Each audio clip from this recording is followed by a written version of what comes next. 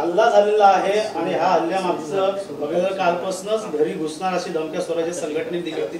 आता तुम्ही तुमच्या शब्दावर ठाम आहे. इतिहास म्हणून हे बघा, खरं तर मी त्यांना आजपर्यंत छत्रपती संभाजी किंवा संभाजी राजे असं म्हणायचो.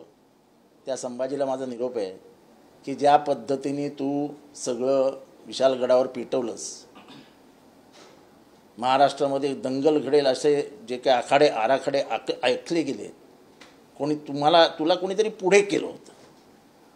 कारण का ह्याच्यापुढे मी तुम्हाला म्हणणार नाही, कारण ही लढाई विचारांची आहे आणि तुम्ही ज्या विचारांवर जातात ते शाहू महाराजांचे विचार नव्हते, ते तुमच्या वडिलांचेही विचार नाहीत. एखाद्या वडिलांनी आपल्या पोराचे विचार खोडून टाकावे हे नजीकच्या इतिहासात कधीही घडलेलं नाही. म्हणजे हे बेदखल केल्यासारखं आहे. वडिलांनी तुमचा निषेध करणं म्हणजे तुम्हाला बेदखल करण्यासारखं आहे. मी तर पुढे बसलो होतो, मला फक्त आवाज आला गाडीतनं,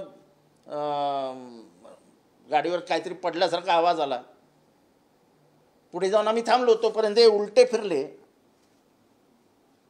हे 3च पोरं होती. माझ्या पोलिसांकडे 4 रिव्हॉल्वर होते, 24 गोळ्या होत्या.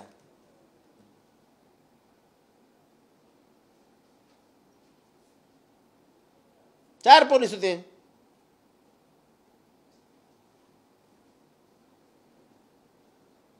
त्या असल्या भ्याड हल्ल्याने माझ्या धर्मनिरपेक्षता आणि या स्वभावात आणि मुसलमानांसाठी केलं वगैरे, मी मुसलमानांसाठी लढत नसतो, मी विषयावर लढतो.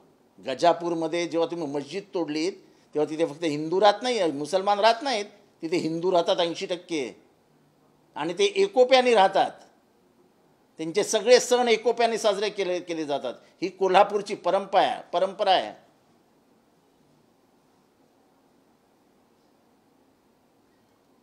कोल्हापूरमधले मस्जिदीच्या बाहेर, एका मस्जिदीच्या बाहेर, पौराणिक मस्जिदीच्या बाहेर गणपतीचा हे मूर्ती आहे.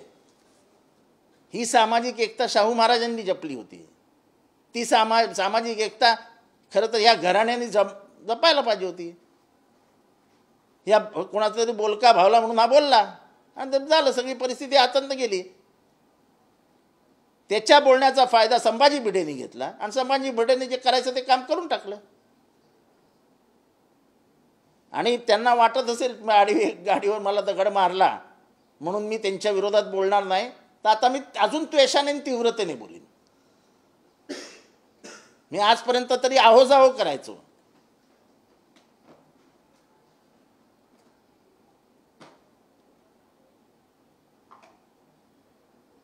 तुम्ही विचाराने चुकलात, तुम्ही शाहू महाराजांचे विचार सोडलेत, आम्ही नाही सोडले. तुम्ही रक्ताचे वारसदार आहात, आम्ही वैचारिक वारसदार आहोत. स्वतःच्या वडिलांनी तुम्हाला बेदखल करून टाकलं, स्वतःच्या वडिलांनी तुमचा निषेध केला. खरं राजकारण त्याच्या मागचं हे आहे की तुमच्या मनामध्ये आग आहे, जळतंय तुम्हाला की तुमचे वडील खासदार झाले. तुम्हाला खासदारकीचं तिकीट हवं होतं, सगळ्या पक्षांच्या दरवाजात जाऊन आले तुम्ही. त्यांनी तिकीट न दिल्यामुळे आणि आपले वडील खासदार झाले, ह्याच्यातनं तुम्हाला जो आग लागली ना, त्याच्यातनं तुम्ही हे सगळे बेताल वक्तव्य करतात आणि बेताल वागतात. आज सत्य सांगितलं मी महाराष्ट्राला. हा हल्ला जो आहे तो तुमच्यावर नसून सर्वसामान्यांवरती हल्ला आहे. शरद पवार, चंद्र पवार यांच्या गटावरती जो हल्ला आहे, राष्ट्रवादीवरती हल्ला आहे. यापुढे कुठंतरी नाही, मला हे असं माझ्यावर हल्ला म्हणजे राष्ट्रवादीवर आहे असं मला काही वाटत नाही. हा हल्ला आहे तो माझ्यावरच आहे. मी पक्षापेक्षावर काय ढकलत नसतो. माझं बोलणं होतं, मी बोललो होतो, माझं इतर कोणी बोललं नव्हतं. आणि मी आजही बोलतो की छत्रपती शिवाजी राजेंचे हे वारसदार राजर्षी शाहू यांचे विचार यांच्याशी गद्दारी संभाजीने केली.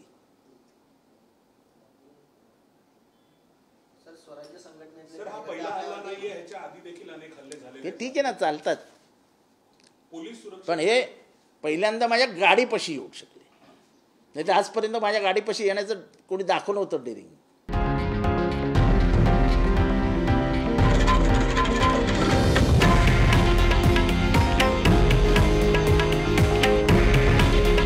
हे आहे देशातील नंबर 1 न्यूज नेटवर्क आणि आपण पाहत आहात TV9 मराठी. काळजी तुमची, हित महाराष्ट्राचं.